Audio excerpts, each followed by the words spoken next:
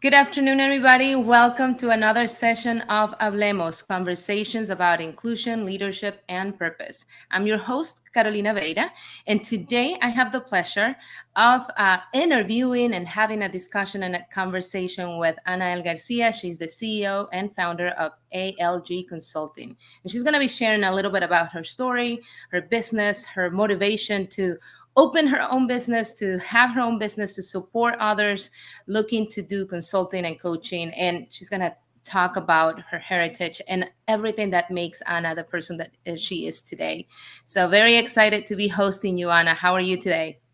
Great, and thank you for having me, Carolina. It is my pleasure and my honor. I've been looking forward to this. I know you're connecting from sunny Houston. I'm sure that the weather is hopefully great. Not so much, a little humid, but Here in Miami, it's getting hotter. I'm not gonna lie, and it's crazy. I last a few seconds outside, so I hope that you're doing better than I am. But thank you so much for being here. So let's get this party started. And why don't you go ahead and share a little more about you? Who's Anna? What is she up to? What is she doing? What does she do on a regular basis? thank you. And well, as Carolina mentioned, my name is Anna L, which stands for Laura Garcia. I am a Tejanita with Mexican heritage, multi-generation Texan American. So been here all of my life, born and raised in Houston. I am the eldest of four children. Luckily for me, I have all of my family locally. We can see each other as often or as not often as we'd like. I am also married for 25 years now, and I have three adult children. And something super excited is coming in June. I am going to be welcoming my first grandchild, little baby Ezra. So God willing, all goes great for that. I have worked in corporate America, Gato, for over 28 years and just experienced a layoff in October of last year. But I would tell you, the minute that I got the call, I received it and accepted it very well. I was like, you know what? This is an opportunity to go do something new. Did I know what that was going to be? Absolutely not. So that's just a little bit about me, so you can understand, a little bit of where I'd come from, what I've done, and where I'm going. And there's so many questions that I want to ask you at this point. But first of all, what's your secret to those 25 years of marriage? First, you got to train them. And he will admit to it. No, but honestly, there's a lot of communication. My husband and I, we got married very young. So it's going to be one of those, they're not going to last. They're not going to last. I was pregnant, so no denying that. I was pregnant. However, he wanted to marry me before I was pregnant. So he picked me. He really did pick me. And it was not easy. In the beginning, it's always hard. We're not even going to talk about suegra problems because that was a whole nother thing of its own. But communication is key. We talk a lot about everything. And once you start, put it out in the air, you don't hold it in so you don't burst. Because I think that's the problem. We hold it in and then it's a bomb that sets off versus just little missiles that we can address. So I think communication is always going to be the key to a good relationship. And that counts for all relationships if you really think about it. Anna, that's an interesting point because we are raised, and I don't know if you share the same sentiment, but typically as women, you're raised to stay quiet and to not say much and to not complain, right? That everything will fix itself by some miracle when it doesn't really happen that way. So thank you for sharing that. Your key to success is communication. Yes. And you're right. The background is my mom would not talk about the problems. My mom never addressed it. When they asked my mom, because they call me Laudis, where does Laudis get that from? She's like, I don't know. She was born that way. So apparently nobody knows where I got it from, but I'm just very grateful that I got it. I'm sure you are. I'm sure you are. And how do you feel about becoming such a young grandma? I will tell you, I've already gone through, what is it? All the faces. I am now at well, you know what? I will say it's better than when I had my first baby at 20. He's 22, so he's a young adult. He's got a good job. So I have to look at the bright side of things. And he's moving out because I told him, sorry, your daddy's moved out. and so it's been all of the stages of, anger, frustration, like, I can't believe this. And now it's like, you know what, my baby's coming and I can't wait to hold him. So. Oh, Yeah. baby Ezra, you said, right? Ezra, yes. I love that name. Who picked the name? Mom and dad did. They picked it together. They gave us a few. We shot down a couple, so I'm glad they let us give input. But we like Ezra. Ezra Rene would be his name. Oh, what a blessing! What a blessing! Congratulations to the family. Como dicen por ahí, cuando nace un bebé viene con ¿cómo se dice? El secreto o algo debajo del brazo. So I'm sure there's great things happening and coming to you and the family, but one of them has to be your new consulting business. And I know that you share a little bit about your new business. Tell us, first of all, what the new business is about. What's your audience? What type of services will you be offering at ALG Consulting? Perfect. So ALG is basically my initials, Anna Garcia Consulting. And I would tell you my business started me. When I got laid off, I started getting calls and asking me to help them with things. So I've been helping nonprofits. I've been helping small business. I've been helping individuals through coaching, through strategy, writing up business plans, etc. I've been doing that for years. Unbeknownst to me, people were taking note and they started calling as soon as they knew I was surplus because they were offering me contracts. So I started my LLC, but I already had like a contract or two in the works. So it was kind of like working in reverse because it is passion work. This is something that I love to do. I love to help individuals to start their business, start their nonprofits, outline their career paths. So many times we were told what we should be working towards. We accept that, and then it's our own obstacles that we set forth. But then you can reach out to somebody that's going to help walk you through it. It's like, oh no, you already have everything you need to start your business. You already have everything you need to start your career path changes. You already have everything you need. Sometimes all you need is some guidance, and I'm here to provide that. So that's why ALG was started, and I'm super excited. I haven't formally launched yet, but it's as if I have. Word of mouth is pretty strong, huh? Absolutely. And you mentioned, I mean, obviously getting the news of being laid off is not something pleasant, but you took it, you said, hey, I accepted it and I saw it as an opportunity. How did you get there after that call or the email or the news or somebody telling you, hey, you've been laid off? How do we get there to that place of, I have everything I need to keep going? So I think a lot of it is our mindsets, right? So how many of us, especially as Latino women, have been told, well, la mujer should always be en la casa, la mujer tiene que cuidar a los niños. They never tell us, la mujer puede traer su traje y su, beliz y poder salir, viajar, trabajar y hacer cosas that everybody else does, right? So one of the things that I have done through the years, Caro, is work with individuals and teach them to remove those mindsets. Let them know you already have this. It's just for so many years we were told to do a certain way, live a certain way. And I will tell you, I am not, exempt from that. I had a lot of doubts. And I always would say, and it's a funny thing because I would always say, I think the only way that I'm going to get out and do what I'm supposed to be doing is if I get that kick in the butt where they kick me out of work and I didn't take the initiative myself. And sometimes we do that. We as Latinos are very loyal people. So we stay loyal to the companies, we stay loyal to the communities. And by doing so, we sometimes create our own ceilings. And it's very important to recognize that. I did recognize it. However, I was advancing. I was still working towards a goal internally. And whenever I was finally let go, I was like, you know what? This is it. This is what I'm meant to do. And I'm also a woman of faith.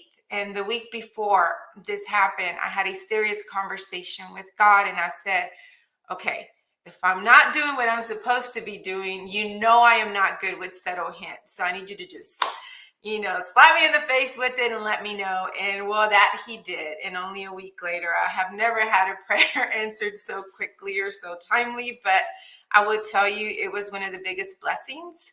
And I had anticipated I'm going to take time off, but I've been working towards this. Whether I knew it or not, I have been working towards this.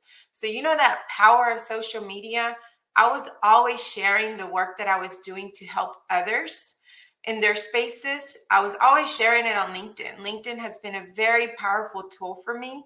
And that's where a lot of my work has been coming from, is people that, hey, I heard you were laid off. Would you mind, working with me on this, etc.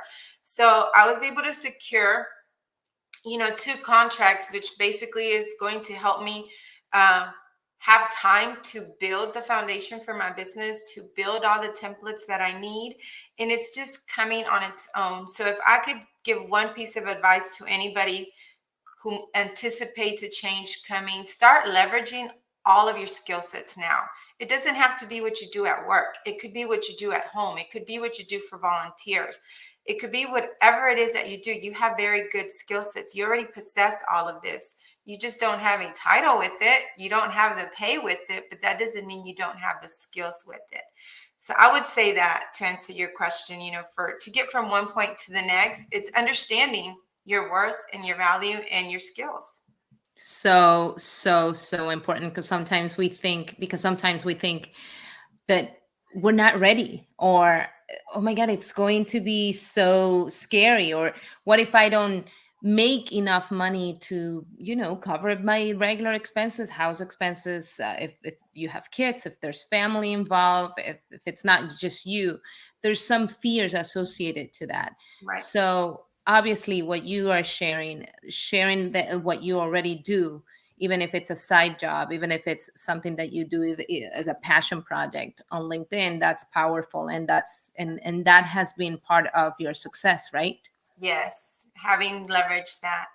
And then, to your point also, the fear is never going away. We're human at the end of the day. So fear, I still have those moments of doubt, but I have a very awesome support group.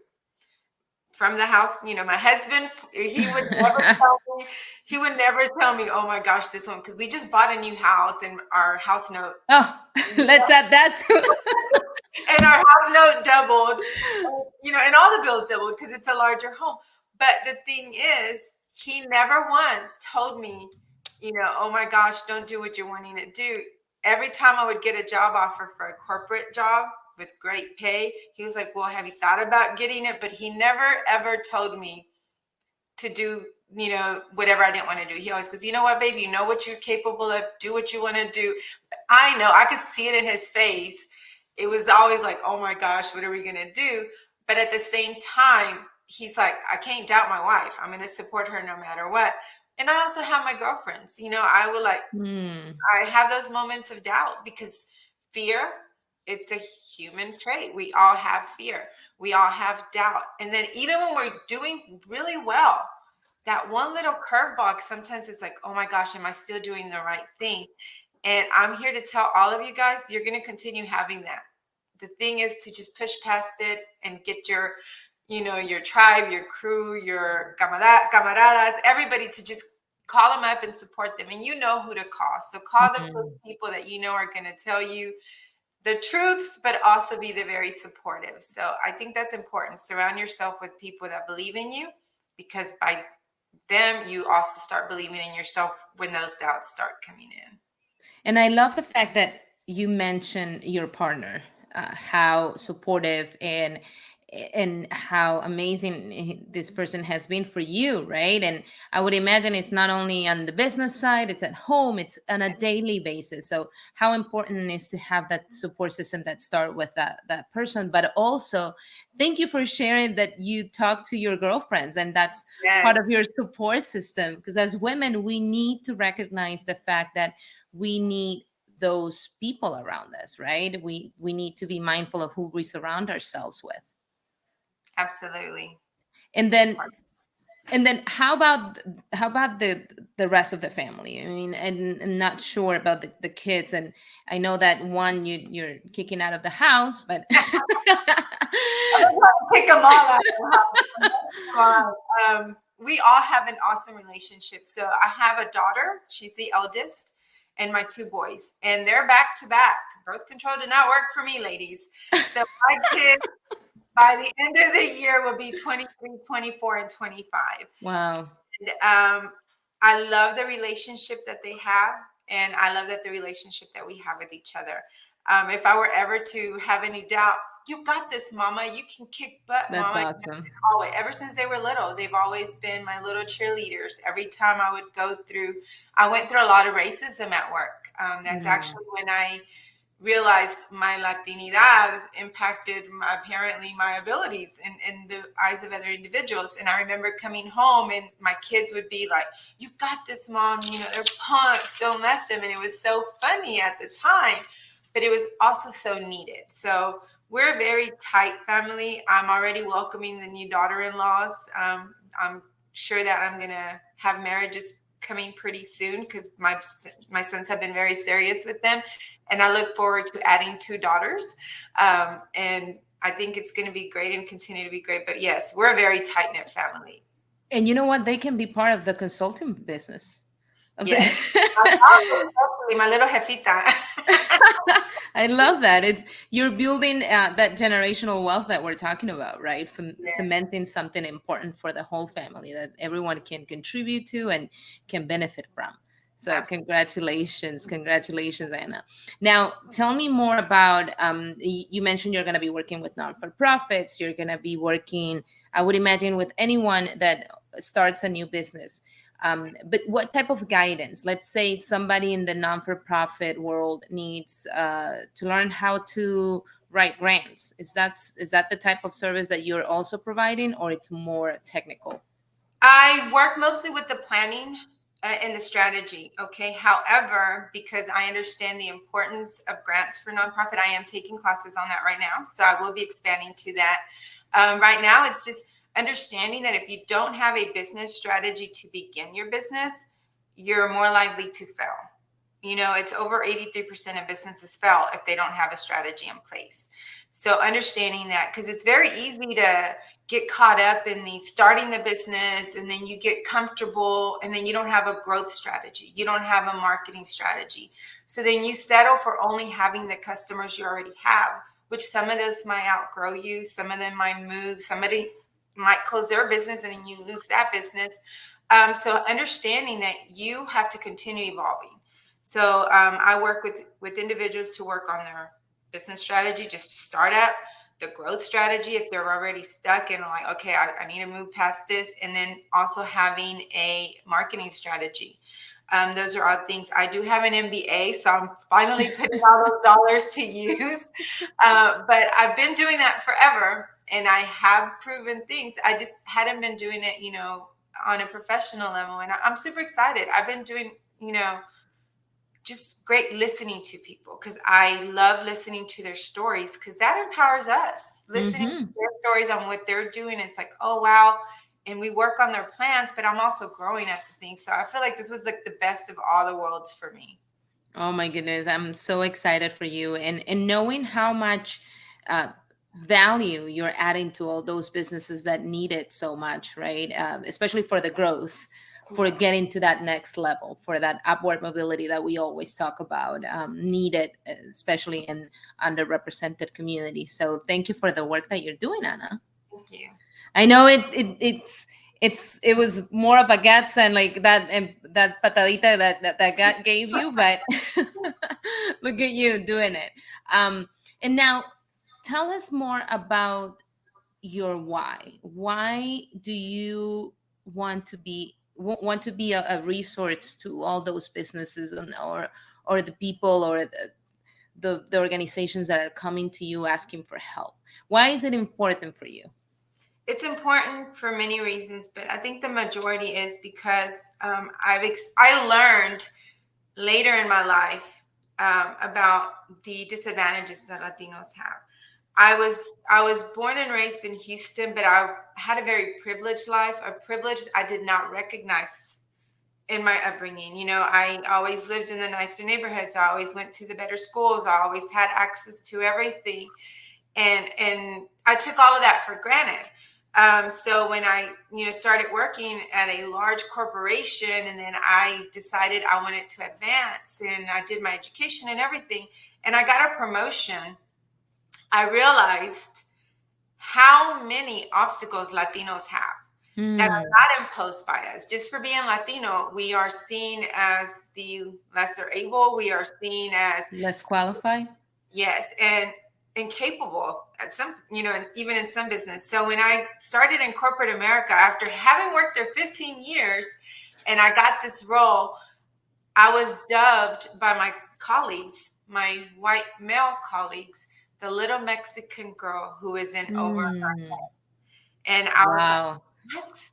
Girl, and How do you manage that, Anna? Now let's get serious. And I know I know, no, I'm just kidding, because we've been serious about the whole conversation. But when somebody tells you this, the little Mexicanita or a Mexican girl, or you name it, right? We've all encountered some sort of right. let's Microaggression. Yes, thank you. So how do you react? What do you do? What was your way of responding to those? So, you know how they say never let them see you sweat? Well, I was not going to let them see me sweat. And I remember the first time I heard them, or it was overhearing them, because I was walking outside and I passed by and they were talking about the little Mexican girl. I looked straight at them and I said, thanks for calling me little. You notice I lost some weight, and I kept going. But I am not going to lie. I would come home and cry some days, because it was like, oh my gosh, these people, like, I am more than capable. I knew everything. So I would tell you, the way I handled it was I took what they said as a challenge, and I accepted that challenge to prove to them that not only can this Mexican girl do what they could, but I could do it better. And I set myself, I would not sleep. There was nights that I would stay up to 3, 4 o'clock in the morning, but I was going to learn everything, and I was going to learn it better. I was going to be the best at whatever role they had, and I was going to just beat them at their own game, so to speak, right? And I did. I became number 1 in the region. I outsold all of them because I was in sales. I not only did that, but I also got promoted before the majority of them. And then I got promoted again before the majority of them, which of course only opened up more, because now they really, now it's probably not the little Mexican girl, but even no, worse, now right? it was like, yes, how did she get promoted? Right. So what did she do for that? And even that, siempre me defendía. I am not one to stay quiet. And I think that's my why, that I never stay quiet, but so many people do. Yeah. So I feel like I am the voice. So my why is to be loud enough for those that have to stay quiet, choose to stay quiet, or have been trained to stay quiet, and it's because I'm outspoken. I have a very strong shell. I can hang with the best of the boys. I can be in the good old boys club and, outshine them at their own game, but so many cannot. And it's not that well, actually, I'm not even going to say they cannot. So many will not, because they can. But we have those cultural obstacles, those cultural shortcomings that we allow to sit within ourselves, so many women, particularly women, we will stay quiet and just deal with it, and it's not that they feel it's okay. It's just that we know better. How many of us have dealt with sexual harassment and we choose not to report it? Because if we report it, it gets back on us. Right. And girl, yes, I endured some of that too. Very, very blatant. So I think, when you think about why am I who I am today and why is my passion to be a resource to others, it's because for so many years I witnessed so many being quiet, and I was the only person that spoke out for them, because I did it not just for me. I was fine staying quiet in some things, but then some of those things should not be okay to stay quiet for others. And so my Absolutely. why is to be the voice for others whenever they're inhibited or whenever they're being held back or what have you. Thank you for being that voice. And I would hope that the people watching this, and if they're going through a situation that it's similar to the one that you've described, they understand that they do have the power within them to speak up and to demand change and to demand what's acceptable, right? What's right for them. But yeah, absolutely, I agree 100% with you um, on having to be that voice. And maybe that's what gave you the strength, knowing that there were people out there who were either looking at you uh, or hoping that somebody like you, like Anna, will speak up and will say something, right? Absolutely. And Anna, you continue doing that work even through HISPA. I know you're working with HISPA. Tell us a little more about what you're doing currently with them. Absolutely. So Dr. Yvonne Diaz-Clays, the founder and CEO of HISPA, reached out to me shortly after my layoff, and she's like, Anna, I want you to come do for me what you did for HACEMOS. And HACEMOS was the Latino Hispanic ERG at AT&T. And she has been around for over 15 years. Dr. Yvonne has had HISPA around for that. She actually HISPA was actually the original ERG name at AT&T. So she took it with her, started her 501c3.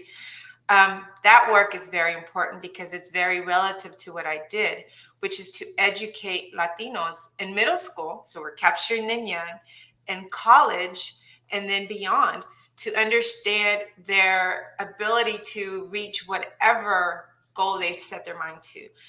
Because we have role models that go into the schools and share about their career success and their career stories.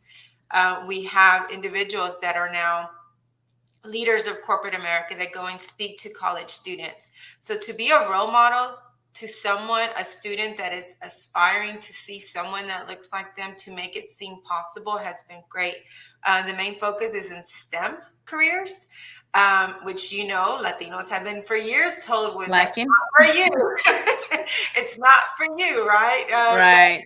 But it is for everyone. And so many students gain from this. And I want to tell anybody who ever signs up to volunteer with students, you might not get the response you're expecting in the classroom, but by golly, you're making a difference. I would get letters all the time when I was with HACEMOS from student counselors on how we changed the student's life that day. Of course, they're too cool to say anything while they're in there, but you're making an impact. So to me, that was very important. She was one of the individuals that I was like, yes. I didn't think about it too much because I felt like, you know what, I can work on my stuff while I still do this. And it's something that I want to do because I love to see the inspiration that, Gato, I'm sure you've inspired students. So I want Well, to see more people I like would you. hope so. Yeah. No, and obviously, Anna, and I hope you share the same sentiment. It's not only you're changing the kids' lives, but also you're giving them an opportunity, right, to just see beyond those walls. And by walls, I mean, their surrounding, their environment, their limitations, their mental limitations. Of seeing, hey, if she did it, maybe I can. But if she's telling me that I can, maybe there's something in there, right? And I'm sure that's the spark that you see in the Yes. work that you do. Yes, and that's why HISPA was a no-brainer for me, because it is changing that mindset early on. So it gives us an opportunity. How many times have you spoken to a young girl and you ask, oh, so what college do you want to go to? Or what do you want to do? And they're like, well, my mom says I shouldn't go to college. What?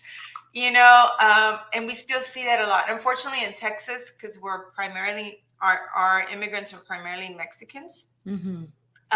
We have a variety. Actually, Houston is a melting pot, but in Texas overall, Mexicans.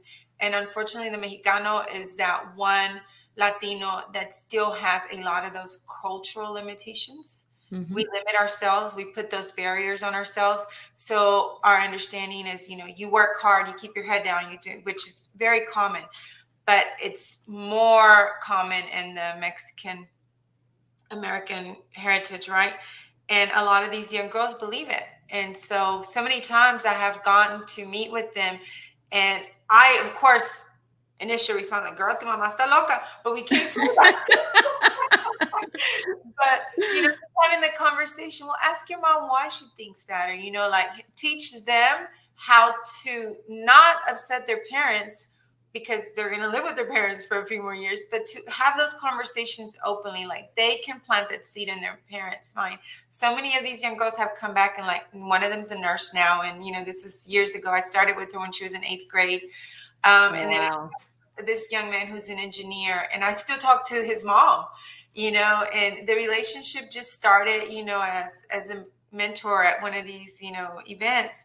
So I think it's very important, like you said, it's having those conversations, planting the seed one, and then just having those conversations of changing that mindset, changing what the beliefs, giving that student hope, because if they see you do it, they see me do it, they see other people do it, why couldn't they, or when somebody's story comes and they're like, I immigrated when I was 15 and I didn't have this and I didn't have that. And those students see that in themselves. Well, if she did it, I can, So I think it's very important for us to continue having that outreach. No matter what part of your career you're at, you have a story. So share that story because it makes an impact in these kids' lives. I love that. I love the work that you're doing, both on your professional entrepreneurial career now, but also volunteering and the work that you do for HISPA. So I don't want us to go anywhere without you sharing how people reach out to you, how they get more information about the consulting firm and how you can support them. If you could share that with everyone, I would appreciate it. Absolutely. The best way to get all of my LinkedIn and everything is going to my website directly, which is very easy, AnnaLGarcia.com. So just www.AnnaLGarcia.com. My phone number, my email, everything is on there for you. And I'd be more than happy to talk to anyone. Set up a meeting with me if you want to chat. So that'd be great. Yeah, I'm sure there's a few of us interested in reaching out to you just to get your feedback and to see how you can support us. And now, what we've talked about a lot of things, from opening businesses to becoming a young grandma, to to really helping and supporting students and see themselves in others, reflected in others, and grow and progress. What do you think would be your message to the community? Because you touch on so many levels and do so many things, but what's your message there? I think the most important message is that we're not alone, so we shouldn't allow anybody else to be alone. If you can be that, sounding board, if you can be that support system, if you can be that counselor, that mentor, what have you, do it. And it doesn't matter what stage of your career or your life you're in. You have that story, share it, because that story is empowering to someone else. All righty, Anna. Anita, thank you so much for your time. Thank you so much for the work that you're doing, supporting not only new businesses, female entrepreneurs, all the prospective entrepreneurs, but also the students. I think it's commendable. It's great. It's needed. We need more voices like yours to be pushing that agenda for underrepresented communities. So thank you so much, and good luck with the baby. Thank you. Please say congrats to the family. Thank you so much for this opportunity to share. Absolutely. Thank you for the opportunity to talk to you, to learn more about you, and thank you to everyone who tuned in to learn more about Anna, more about the beautiful work that she's doing and everything that she's creating. And thank you for tuning in and for being part of this conversation. So thank you, and have a good one, my dear. Take care. Bye. Bye.